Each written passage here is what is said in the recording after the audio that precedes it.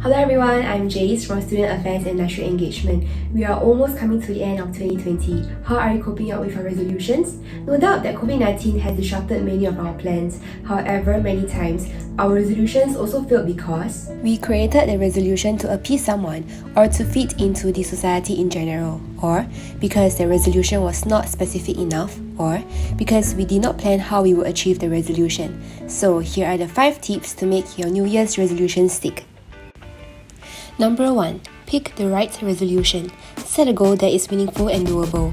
Your goals should be SMART, and I am sure you have heard about setting SMART goals.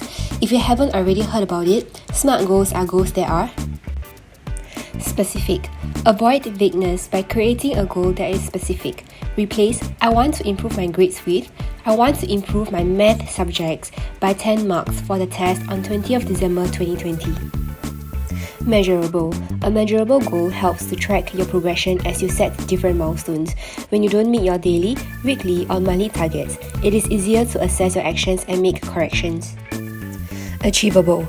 Ask yourself if you have the qualifications, capabilities, resources, and time to achieve your goals. Relevant. Are the goals aligned to your values and perhaps your long-term personal and/or career objectives? And lastly, time-bound. Allocate deadlines to your goals to help you get focused.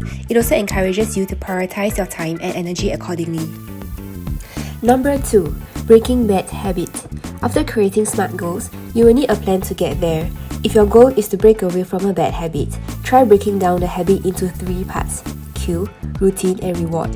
Let's say your bad habit is checking the social media too often. The cue could be because you feel lonely, resulting in a routine of checking social media platforms. Therefore, the reward you get is being entertained and feeling connected. One of the ways to change your behavior is to perhaps call up a friend to stay connected instead of checking the social media. Number 3. Creating positive habits. You can also use cues and rewards to encourage routines towards creating positive habits. The cues should be obvious and easy to execute. For example, if your goal is to start exercising, your cue is to put on your sportswear, and it is okay if you do not do anything after that. Subsequently, you put on your sportswear again and do some simple exercises and slowly progress on. Ultimately, the aim is to create an environment that encourages new positive habits by creating cues that are obvious and easy to carry out. Number 4. Make the rewards count. Whether is it to break away from a bad habit or to create a new positive habit, rewards help to reinforce behaviors, and the reward at the end of the action must be an actual reward.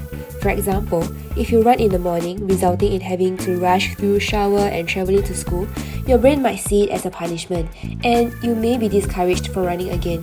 A reward can be a nice long shower after a run, a piece of chocolate, or even indulging in a feeling of pride.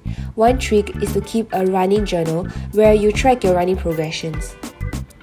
Number 5. Plan for roadblocks. Because no one is perfect and change is sometimes challenging. Before roadblocks get into your way of achieving your goals, have a plan to overcome them. A common roadblock is losing motivation due to perceived lack of progression. Try the small number technique. Based on a study, individuals are more motivated when they focus on smaller number. For example, if you were to run 5 km, try telling yourself, I have already run 1 km and in another 1 km I will double it. Instead of, I have run 1 km and I still have 4 more km to go. To make sure that your New Year's resolution sticks, use SMART goals to pick the right resolution, create a plan by using the cue, routine, and reward technique to break away from a bad habit or to develop a new positive habit. Reward yourself to reinforce the behavior that you want, and lastly, plan for roadblocks to ensure you achieve your goals.